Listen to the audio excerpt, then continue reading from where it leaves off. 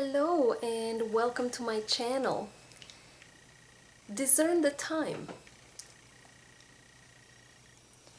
God wants us to be informed. The Lord wants us to be aware.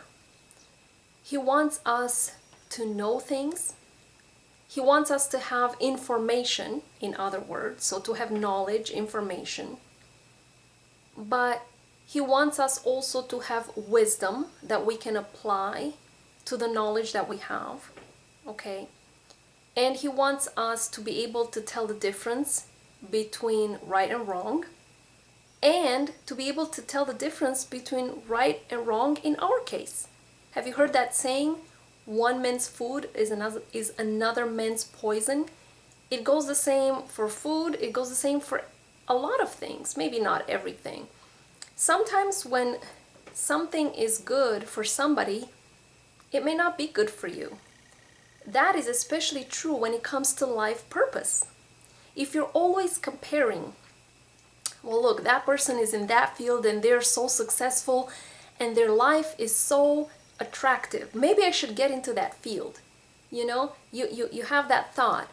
And then it's like you're realizing, you know, you're trying to get into the field, but there's something off. It's like your heart is just not in it. You're not making progress. You're filled with fear. There's confusion, and it's just not fun.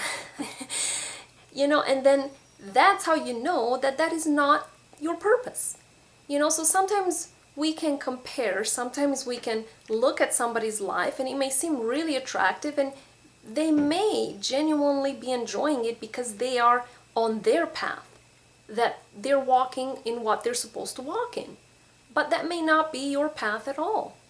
So again, prayer, and then if the Lord wants you to do something, He will impress it upon your heart. That's one way that He will use to call your attention. He's going to use other people to speak that. It could be the same person multiple times. It could be different people that don't know each other that will point you in the direction in which you should go. Okay? So this is related to my previous video, you know, if in doubt don't. It's about timing, right? Timing. So discern the time. You know, is it time?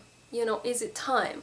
And it may not be time for the end result, but it may be time to prepare. Okay? The Lord always has us in preparation for the next step.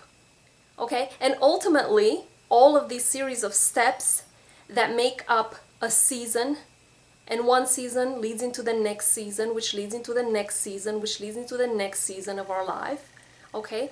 All of these are ultimately preparing us for Himself, for God, for entering His kingdom. Okay? So we're to know and understand where we are on our journey. Where are we on our journey?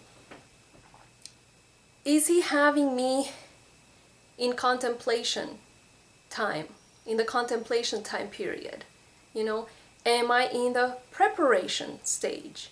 You know, have I already started to think about it and kind of made this decision that yes, I'm going to move in that direction. Okay, what do I need to do to prepare? And then after preparation comes action. Okay, now I'm really making changes. You know, I've done my homework.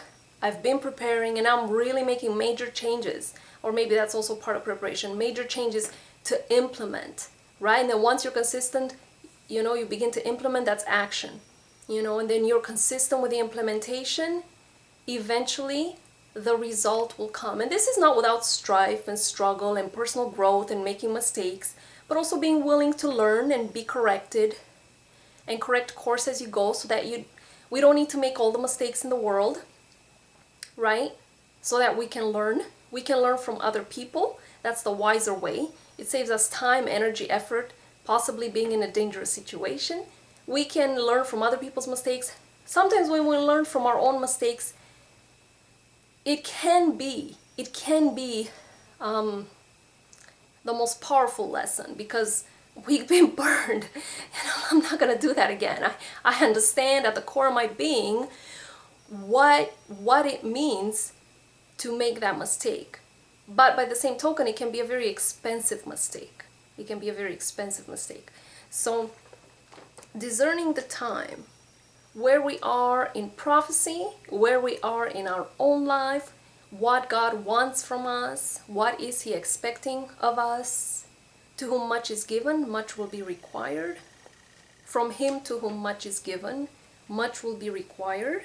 When the Lord pours into you, He expects you to share your gifts, your talents, your abilities, because that is how He is. He is not a God of bottling things up.